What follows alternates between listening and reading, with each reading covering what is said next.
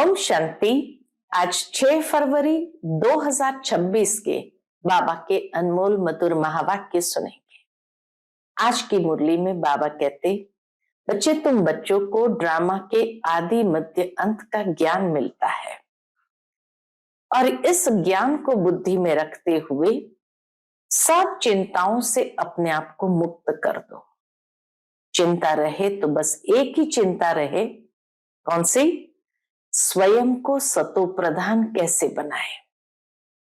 दूसरा, आज बाबा कहते हैं कि शिव बाबा को कहा जाता है गरीब निवास।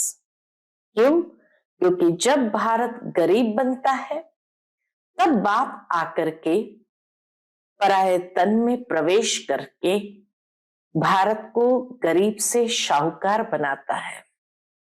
श्री कृष्ण को यह टाइटल नहीं दे सकते कि श्री कृष्ण गरीब निवास है, क्योंकि वह तो बहुत शाहूकार है।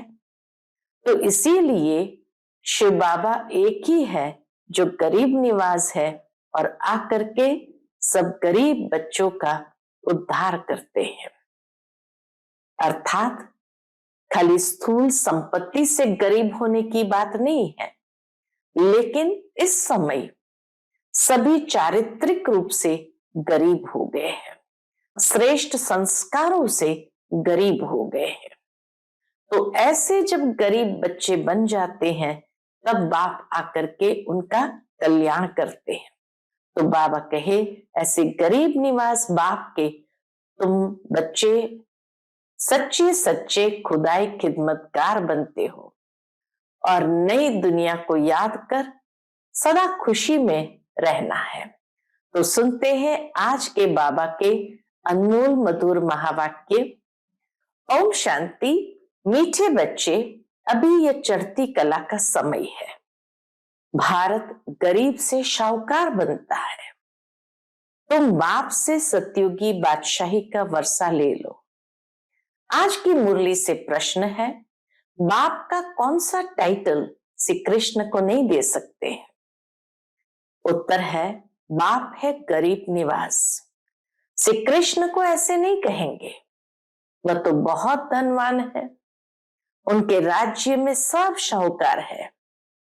बाप जब आते हैं तो सबसे गरीब भारत है, भारत को ही शाहूकार बनाते हैं।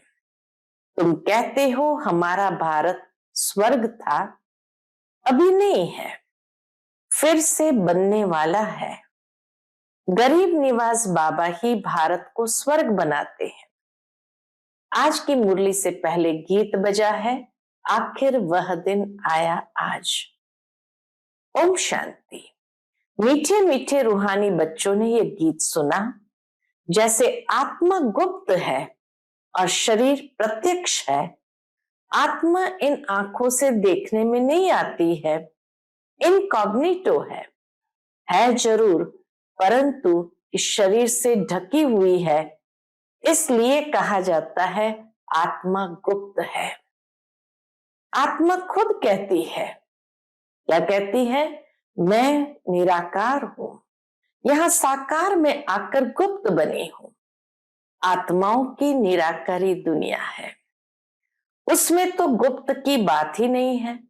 वहां तो सब आत्माएं स्टार्स की मिसल चमकती है, तो वहां तो गुप्त होने की बात ही नहीं है। परम पिता परमात्मा भी वहां रहते हैं, उनको कहा जाता है सुप्रीम। ऊंचते ऊंच आत्मा, परे ते परे रहने वाला परमात्मा। बाप कहते, जैसे तुम गुप्त हो, मुझे भी गुप्त आना पड़े। मैं गर्भ जेल में आता नहीं हूं, मेरा नाम एक ही शिव चला आता है। मैं इस तन में आता हूं तो भी मेरा नाम नहीं बदलता। भले शिव बाबा ब्रह्मा बाबा में प्रवेश करते हैं, परंतु शिव बाबा का नाम नहीं बदलता। इनकी आत्मा का जो शरीर है, इनका नाम बदलता है। लखीराज से ब्रह्मा बाबा ये नाम पड़ा। मुझे तो शिव ही कहते हैं, सब आत्माओं का बाप। तो तुम आत्माएं इस शरीर में गुप्त हो, इस शरीर द्वारा कर्म करती हो, मैं भी गुप्त हूं। तो बच्चों को यह ज्ञान अभी मिल रहा है कि आत्मा इस शरीर से ढकी हुई है। आत्मा है इनकॉग्निटो, शरीर है कॉग्निटो। मैं भी हूं अशरीरी। बाबा कहते मैं भी हूं अशरीरी। बाप इनकॉग्निटो इस शरीर द्वारा सुनाते हैं। इनकॉग्निटो माना निराकार, गुप्त। तुम भी इनकॉग्निटो हो, शरीर द्वारा सुनते हो। तुम जानते हो बाबा आया हुआ है भारत को फिर से गरीब से शाहूकार बनाने। तुम कहेंगे हमारा भारत, हर एक अपने स्टेट के लिए कहेंगे हमारा गुजरात, हमारा राजस्थान, हमारा हमारा कहने से उसमें मोह रहता है, लगाव हो जाता है। हमारा भारत गरीब है, ये सभी मानते हैं, परंतु उन्हें ये पता नहीं कि हमारा भारत शाहूकार कब था, कैसे था। तुम बच्चों को बहुत नशा है। हमारा भारत तो बहुत शाहूकार था, दुख की बात ही नहीं थी। सतयुग में दूसरा कोई धर्म नहीं था, एक ही देवी देवता धर्म था। ये किसको भी पता नहीं है। यह जो वर्ल्ड की हिस्ट्री ज्योग्राफी है, ये कोई नहीं जानते। अभी तुम अच्छी रीति समझते हो। हमारा भारत बहुत शाहूकार था, अभी बहुत गरीब है। अब फिर बाप आए हैं शाहूकार बनाने। भारत सतयुग में बहुत शाहूकार था, जबकि देवी देवताओं का राज्य था। फिर वह राज्य कहां चला गया? बाबा के फिर वो राज्य कहां चला गया, ये कोई भी नहीं जानते। ऋषि मुनि आदि भी कहते थे हम रचता और रचना को नहीं जानते। बाप कहते हैं सतयुग में भी देवी देवताओं को रचता और रचना के आदि मध्यांत का ज्ञान नहीं था।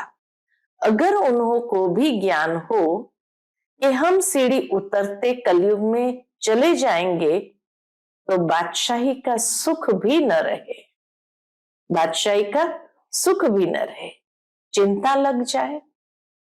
जिस तरह दुनिया के अंदर अभी देखते हैं कि जब कई बच्चे बाबा के बनते हैं और उनके पास्ट लाइफ में अगर कोई ऐसी घटना घटी हो जिस कारण से वो बहुत दुखी हुए, तो बाबा का ज्ञान में आने के बाद खुशी तो होती है, लेकिन जैसे ही ड्रामा का ज्ञान मिलता है कि फिर से 5000 साल के बाद ऐसा होगा, तो वो बहुत दुखी हो जाते हैं। इसीलिए बाबा कहे देवताओं को स्मृति रहती ही नहीं है कि कलयुग आना है, नहीं तो राजाई का सुख प्राप्त न कर सके। जैसे ये बच्चे जब ये सोचते 5000 साल के बाद फिर से ऐसा होगा, तो परमात्मा मिलन का सुख नहीं ले पाते हैं और अंत में कहीं न कहीं बाबा से हाथ छूट जाता है। तो इसलिए बाबा कहे अगर उनको मालूम पड़े कि सीढ़ी नीचे उतरना है, कलयुग में चले जाएंगे, तो बादशाही का सुख भी न रहे, चिंता लग जाए। अभी तुमको चिंता लगी हुई है, हम सतो प्रधान थे, फिर हम सतो प्रधान कैसे बने?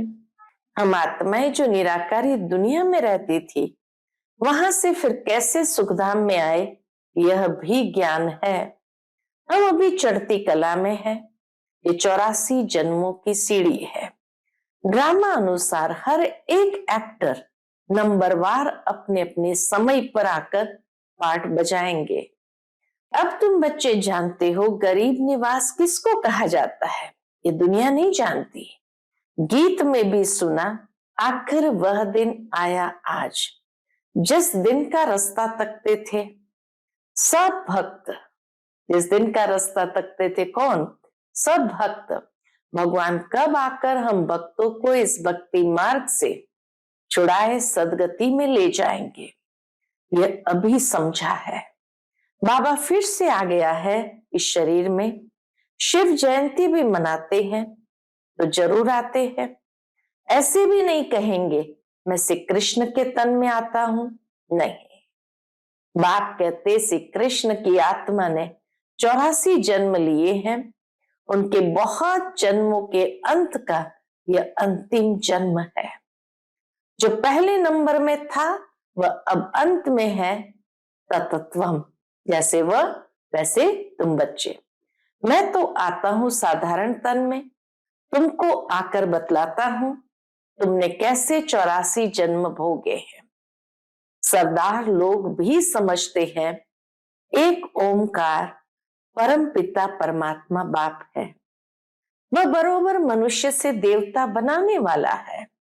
तो क्यों नहीं हम भी देवता बने। जो देवता बने होंगे वो एकदम चटक पड़ेंगे। देवी देवता धर्म का तो एक भी अपने को समझते नहीं। और धर्म की हिस्ट्री बहुत छोटी है, कोई की 500 वर्ष की, कोई की 1250 वर्ष की। तुम्हारी हिस्ट्री है 5000 वर्ष की।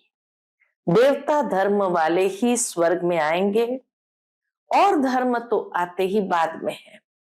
देवता धर्म वाले भी अब और धर्मों में कन्वर्ट हो गए हैं। देवता धर्म वाले भी और धर्मों में कन्वर्ट हो गए हैं। ड्रामा अनुसार फिर भी ऐसे कन्वर्ट हो जाएंगे, फिर अपने अपने धर्म में लौट कर आएंगे। बाप समझाते हैं, बच्चे तुम तो विश्व के मालिक थे, तुम भी समझते हो बाप स्वर्ग की स्थापना करने वाला है, तो हम क्यों नहीं स्वर्ग में होंगे। बाप से हम वर्षा जरूर लेंगे। तो इससे सिद्ध होता है ये हमारे धर्म का है। जो नहीं होगा वह आएगा ही नहीं। कहेंगे पराये धर्म में क्यों जाए। तुम बच्चे जानते हो सतयुग नई दुनिया में देवताओं को बहुत सुख था। सोने के महल थे। सोमनाथ के मंदिर में कितना सोना था, ऐसा कोई दूसरा धर्म होता ही नहीं।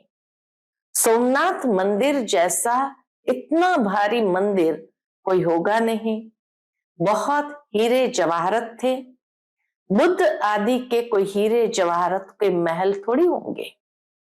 महात्मा बुद्ध आदि के कोई हीरे जवाहरतों के महल थोड़ी होंगे। तुम बच्चों को जिस बाप ने इतना ऊंच बनाया है, उनकी तुमने कितनी इज्जत रखी है। इज्जत रखी जाती है ना, समझते हैं अच्छा कर्म करके गए हैं। समझते हैं कि महात्मा बुद्ध अच्छा कर्म करके गए हैं। अभी तुम जानते हो सबसे अच्छा कर्म पतित पावन बाप ही करके जाते हैं। तुम्हारी आत्मा कहती है सबसे उत्तम से उत्तम सेवा बेहद का बाप आकर करते हैं। क्या सेवा करते, हमको रंग से राव, बेगर से प्रिंस बना देते हैं। जो भारत को स्वर्ग बनाते हैं उनकी अभी इज्जत कोई नहीं रखते। तुम जानते हो ऊंच से ऊंच मंदिर गाया हुआ है जिसको लूट गए। लक्ष्मी नारायण के मंदिर को कभी कोई ने लूटा नहीं, सोमनाथ के मंदिर को लूटा है। भक्ति मार्ग में भी बहुत धनवान होते हैं, राजाओं में भी नंबरवार होते हैं ना। जो उच्च मर्तबे वाले होते हैं तो छोटे मर्तबे वाले उन्हों की इज्जत रखते हैं। दरबार में भी नंबरवार बैठते हैं। बाबा तो अनुभवी है ना। यहाँ की दरबार है पतित राजाओं की। पावन राजाओं की दरबार कैसी होगी, जबकि उन्हों के पास इतना धन है तो उन्हों के घर भी इतने अच्छे होंगे। अभी तुम जानते हो बाप हमको पढ़ा रहे हैं, स्वर्ग की स्थापना करा रहे हैं। हम महारानी महाराजा स्वर्ग के बनते हैं, फिर हम गिरते गिरते भक्त बनेंगे तो पहले पहले शिव बाबा के पुजारी बनेंगे। जिसने स्वर्ग का मालिक बनाया उनकी ही पूजा करेंगे। वह हमको बहुत शाहूकार बनाते हैं। अभी भारत कितना गरीब है। जो जमीन 500 रुपए में ली थी उसकी वैल्यू आज 5,000 से भी अधिक हो गई है। अभी तो 5,000 के जैसे स्क्वायर फुट हो गई है। ये सब है आर्टिफिशियल दाम। वहां तो धरती का मूल्य होता नहीं, जिसको जितना चाहिए ले लेवे। ढेर की ढेर जमीन पड़ी होगी, मीठी नदियों पर तुम्हारे महल होंगे। मनुष्य बहुत थोड़े होंगे, प्रकृति दासी होगी। फल फूल बहुत अच्छे मिलते रहते हैं। अभी तो कितनी मेहनत करनी पड़ती है तो भी अन्न नहीं मिलता है। इतनी मेहनत करते तो भी अन्न नहीं मिलता है। मनुष्य बहुत भूख प्यास से मरते हैं। तो गीत सुनने से ही तुम्हारे रोमांच खड़े हो जाने चाहिए। आखिर वह दिन आया आज। बाप को गरीब निवास कहते हैं। गरीब निवास का अर्थ समझा ना? किसको शाहूकार बनाते हैं? जरूर जहां आएगा उनको शाहूकार बनाएगा ना। तुम बच्चे जानते हो, हमको पावन से पतित बनने में 5,000 वर्ष लगते हैं। अभी फिर फट से बाबा पतित से पावन बनाते हैं, ऊंचते ऊंच बनाते हैं। 1 सेकंड में जीवन मुक्ति मिल जाती है। कहते हैं बाबा हम आपका हूं। बाप कहते बच्चे तुम विश्व के मालिक हो। बच्चा पैदा हुआ और वारिस बना, कितनी खुशी होती है। बच्ची को देख चेहरा उतर जाता है। यहाँ तो सभी आत्माएं बच्चे हैं। अभी पता पड़ा है कि हम 5,000 वर्ष पहले स्वर्ग के मालिक थे। बाबा ने ऐसा बनाया था। शिव जयंती भी मनाते हैं, परंतु यह नहीं जानते कि वह कब आया था। लक्ष्मी नारायण का राज्य था, यह भी कोई नहीं जानते। जयंती मनाते सिर्फ लिंग के बड़े बड़े मंदिर बनाते हैं, परंतु वह कैसे आया, क्या आकर किया, कुछ भी नहीं जानते। इसको कहा जाता है ब्लाइंड फेथ, अंधश्रद्धा। उनको ये पता ही नहीं है कि हमारा धर्म कौन सा है, कब स्थापन हुआ। और धर्म वालों को पता है बुद्ध कब आए, तिथि तारीख भी है। शिव बाबा की, लक्ष्मी नारायण की कोई तिथि तारीख नहीं है। 5,000 वर्ष की बात को लाखों वर्ष कह दिया है। लाखों वर्ष की बात किसको याद आ सकेगी? भारत में देवी देवता धर्म कब था ये समझते नहीं है। लाखों वर्ष के हिसाब से तो भारत की आबादी सबसे बड़ी होनी चाहिए। भारत की जमीन भी सबसे बड़ी होनी चाहिए। लाखों वर्ष में कितने मनुष्य पैदा होते, बेशुमार मनुष्य हो जाए। इतने तो है नहीं, और ही कमती हो गए हैं। ये सब बातें बाप बैठ समझाते हैं। मनुष्य सुनते हैं तो कहते हैं ये बातें तो कभी नहीं सुनी, न कोई शास्त्र में पढ़ी। ये वंडरफुल बातें हैं। अभी तुम बच्चों की बुद्धि में सारे चक्र की नॉलेज है। ये बहुत जन्म के अंत में अब पतित आत्मा है। जो सतो प्रधान था सो अब तमो प्रधान है, फिर सतो प्रधान बनना है। तुम आत्माओं को अब शिक्षा मिल रही है। आत्मा कानों द्वारा सुनती है तो शरीर झूलता है, क्योंकि आत्मा सुनती है ना। तो इसीलिए जैसे मगन होकर के झूलते हैं। बरोबर हम आत्माएं 84 जन्म लेती है। 84 जन्म में 84 माँ बाप जरूर मिले होंगे। यह भी हिसाब है ना। बुद्धि में आता है हम 84 जन्म लेते हैं, फिर कम जन्म लेने वाले भी होंगे। मैक्सिमम 84 जन्म वाले हैं, तो फिर कम जन्म लेने वाले भी होंगे। ऐसे थोड़ी सब 84 जन्म लेंगे। बाप बैठ समझाते हैं शास्त्रों में क्या क्या लिख दिया है। तुम्हारे लिए तो फिर भी 84 जन्म कहते हैं, मेरे लिए तो बाबा कहते हैं तुम्हारे लिए तो फिर भी 84 जन्म कहते हैं, या 84 लाख कहते हैं, लेकिन मेरे लिए तो अनगिनत बेशुमार जन्म कह देते हैं। कण कण में, पत्थर बित्तर में ठोक दिया है। बस जिधर देखता हूं तू ही तू, कृष्ण ही कृष्ण है। मथुरा वृंदावन में ऐसे कहते रहते हैं। कृष्ण ही सर्वव्यापी है। राधे पंथी वाले फिर कहेंगे राधे ही राधे, तुम भी राधे हम भी राधे। तो एक बाप ही बरोबर गरीब निवास है। भारत जो सबसे शाहूकार था, अभी सबसे गरीब बना, इसलिए मुझे भारत में ही आना पड़े। यह बना बनाया ड्रामा है, इसमें जरा भी फर्क नहीं हो सकता। ड्रामा जो शूट हुआ वह हूबहू रिपीट होगा, इसमें पाई का भी फर्क नहीं हो सकता। ड्रामा का भी पता होना चाहिए। ड्रामा माना ड्रामा, वह होते हैं हद के ड्रामा, यह है बेहद का ड्रामा। इस बेहद के ड्रामा के आदि मध्य अंत को कोई नहीं जानते। तो गरीब निवास निराकार भगवान को ही मानेंगे, श्री कृष्ण को नहीं मानेंगे। श्री कृष्ण तो धनवान सतयुग का प्रिंस बनते हैं, भगवान को तो अपना शरीर है नहीं, वह आकर तुम बच्चों को धनवान बनाते हैं, तुमको राजयोग की शिक्षा देते हैं, पढ़ाई से बैरिस्टर आदि बनकर फिर कमाई करते हैं। बाप भी तुमको अभी पढ़ाते हैं, तुम भविष्य में नर से नारायण बनते हो, तुम्हारा जन्म तो होगा ना। ऐसे तो नहीं स्वर्ग कोई समुद्र से निकल आएगा। श्री कृष्ण ने भी जन्म लिया ना, कंसपुरी आदि तो उस समय थी नहीं। श्री कृष्ण का कितना नाम गाया जाता है, उनके बाप का गायन ही नहीं है।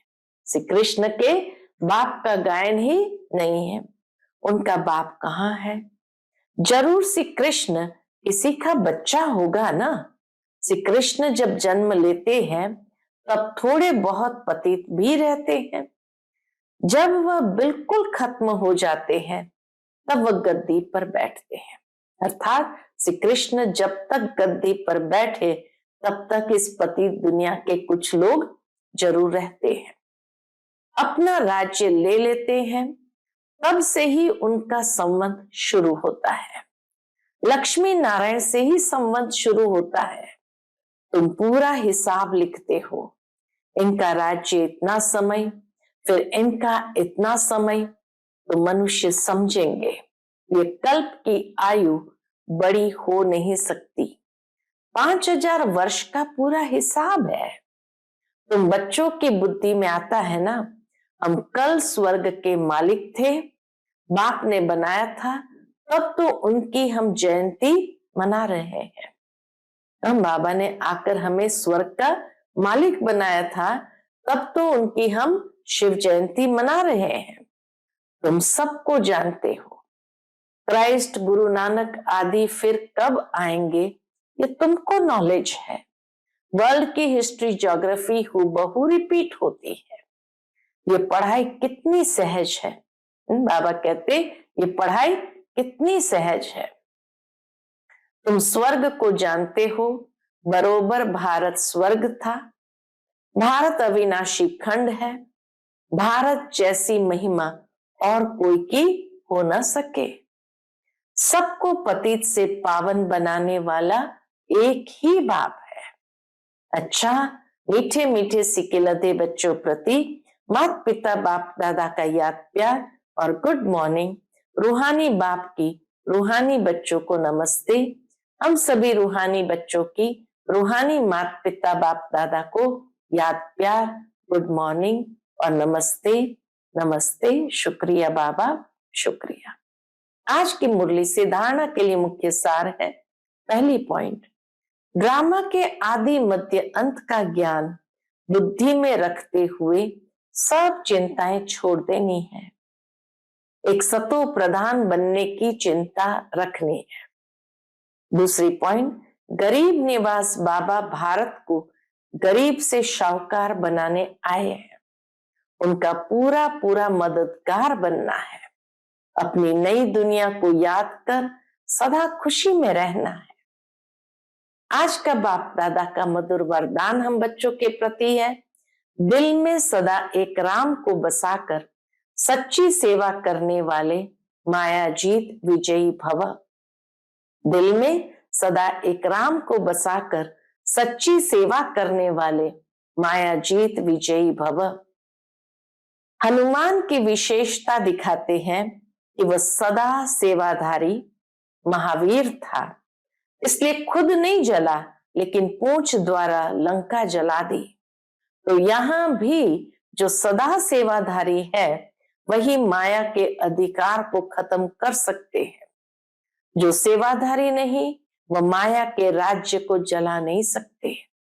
हनुमान के दिल में सदा एक राम बसता था, तो बाप के सिवाय और कोई दिल में न हो, अपने देह की स्मृति भी न हो, तब माया जीत विजयी बनेंगे। आज का स्लोगन है, जैसे आत्मा और शरीर कंबाइन है ऐसे आप बाप के साथ कंबाइन रहो। जैसे आत्मा और शरीर कंबाइन है ऐसे आप बाप के साथ कंबाइंड रहो।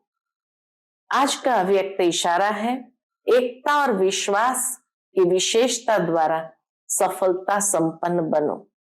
संगठन में हर एक की विशेषता को देखना, विशेषता ही ग्रहण करना और कमजोरियों को मिटाने का प्रयत्न करना, यही विधि है एकता का संगठन मजबूत करने की। जैसे आप सबका उठना, बोलना, चलना एक जैसा है, या सबकी एक जैसी बातें, एक ही गति, एक ही रीति, एक ही नीति है, ऐसे संस्कार भी समान दिखाई दे। भिन्नता होते भी एक दो में विश्वास रख, सबके विचारों को सत्कार दो, यही एकता का आधार है। अच्छा, ओम शांति।